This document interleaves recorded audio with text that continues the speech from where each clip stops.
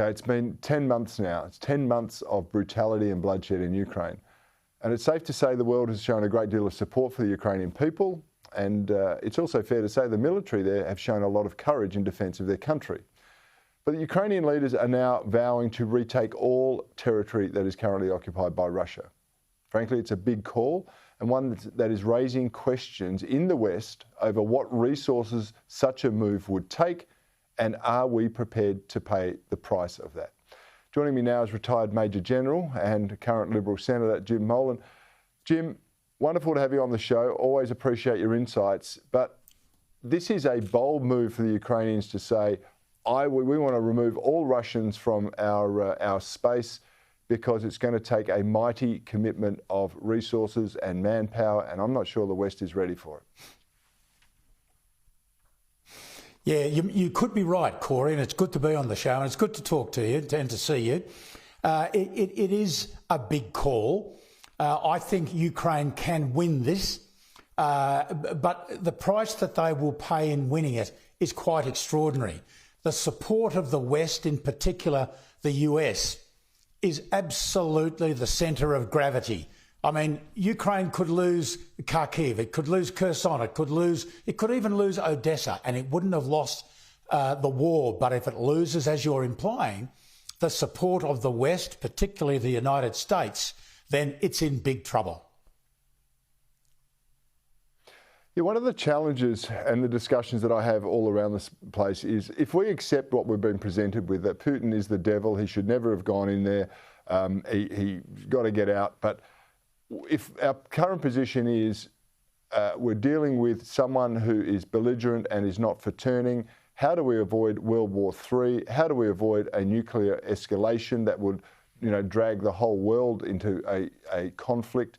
That's the real challenge right now. And I don't see anyone that's really trying to work that out apart from more military brutality. And I'm not sure that's going to work. How do you see it?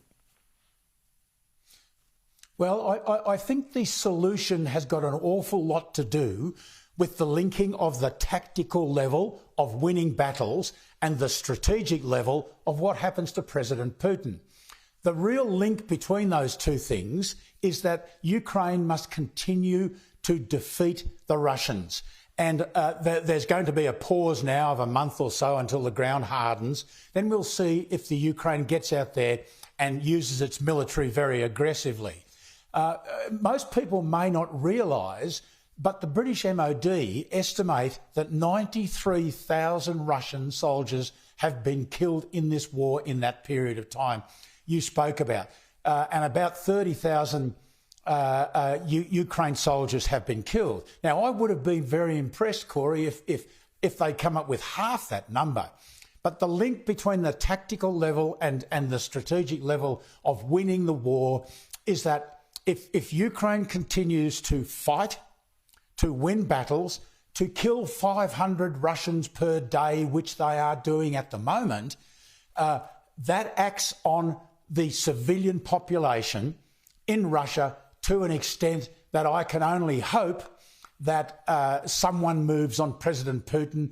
Either his mates knock him off or he goes somewhere. There was a report this week, who can trust reports like this, that there was a bolt hole being prepared for Putin in Venezuela. Well, that's what you would say, wouldn't you, if you're putting out a lot of misinformation like that.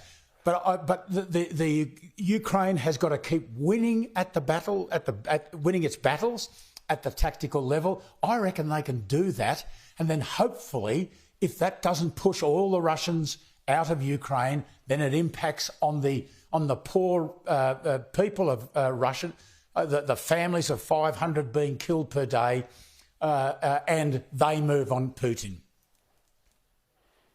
Yeah, the Venezuelan bolt hole. I saw John Kerry shaking hands with the Venezuelan dictator at the COP23 summit or whatever it was the other day. And, quite frankly, who would replace Putin is another question that we should all be asking about.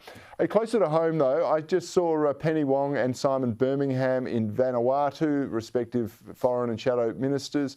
They've signed a security deal over there, which includes military, policing, cyber security cooperation. Penny Wong wouldn't buy into the idea that we've beaten China to a deal, but clearly this is a very positive and crucial step at keeping China at bay from our shores, isn't it? Oh, it certainly is. And I can understand the Foreign Ministry is not going to get involved in excuse me, in that particular discussion. But I think this is a very, very good deal. China tried to get a similar deal, an agreement, a pact across the Pacific Islands, and that failed earlier this year. So we are probably doing relatively well now. So I would support what they're doing, and as I said, it's a bipartisan group, and we should all support every move. I guess the only point I'd make is that in Vanuatu we have built a very good wharf, which some of the comments I saw said could be used by Australian warships. Well, it can be used by warships from any nation, of course. And the Solomon Islands agreement with China is still in existence. But it was a good move, I think. Yeah, I thought so, and very smart of the government to actually include the coalition representative in it too. It's very good optics for the nation in the important South Pacific. Now, before I let you go, I asked this question last night. The stealth bombers out of America, you know, the opportunity is there for us to spend $30 billion, these new age stealth bombers. I think it's a good move. It would accelerate our defence capacity. It's a big check. You've got all the experience and knowledge in this space. What's your take on that? Should we be going down that path? Well, it looks like it's going to be a very good aeroplane. It hasn't quite flown yet, and there's no production line. And you know, people are misinterpreting a current stealth bomber, the B-2, as the B-21. Now it's had its formal launch, but as I say, it hasn't kind of flown yet. It might be 5 years before we can get onto a production line. And Corey, the biggest problem I've got with this is here we go again. We're picking one thing, the B-21 stealth bomber, as the overall answer to our national security problems. No, it's not. We must get ourselves a strategy which fits the submarine in, which fits the B-21 in, which fits missiles in. You know, we've done this for the last 50 years. We've picked single things without having a strategy to make them all fit together. That's the greatest problem. It'll be a magnificent aeroplane, but don't buy the bloody thing until we've figured out why we want it and what all of the other thing, the missiles and that, fit in around it. Yeah, I've lost track of how many times we've committed ourselves to a project and it's failed to fulfil the needs of this country, and I'm sure you've been right at the coalface of all of that. Senator Jim Molan, I'm still not sure whether Senator Trump's general. I like general myself, but anyway, you are a legend. Thanks very much for joining me tonight. Appreciate it.